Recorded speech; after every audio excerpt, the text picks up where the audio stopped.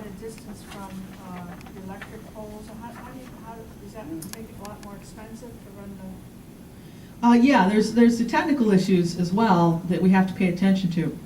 So if you're going to build anything big, so I was mentioned earlier, I'm designing a 5 megawatt plant for a place in Johnson City, and this is a site where a building exists now, and it was flooded and destroyed by the flood last fall.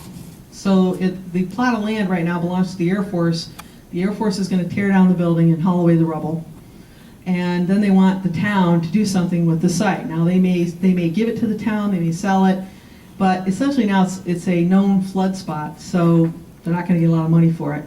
So a gentleman at SUNY Binghamton, the head of the solar research department over there, he mentioned this to me just kind of in passing one day, and I just fell in love with the idea. He says, why don't we put a big solar array on that spot? And I thought, yeah, because I can build the footers taller than the high water mark, which is about 5 feet. That's higher though. Okay, well I'll build it. I'll build it a foot higher than that. And it's still even if the solar panels got wet, it doesn't hurt the solar panels. You have to be careful that the connectors don't get underwater, but they're probably, if it's tilted, they're probably about 8 feet tall where the connectors are. And the inverters can be on wherever you want to put them. They can be on a tall place that's off to the side someplace, so you can keep them dry. So that's a really great use for that spot. So I can build something there. If it gets flooded, it's not going to hurt it. Well, another key thing about that location is it's right next to a defunct power plant that has a great big old substation sitting there, not being used. Like Monopoly. Okay, so this is really important because if you're going to build something big, you need to have, if it's less than 10 megawatts, you need a new transformer, a big transformer to interface to the lines. Okay, so that's an extra cost. If it's bigger than 10 megawatts, you're going to need a whole substation to do it.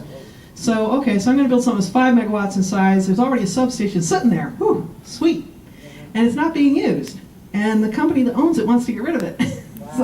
And it's in a flood spot. So I can probably get it for a song, right? How I make the substation flood-proof, I'll have to think about that, I guess.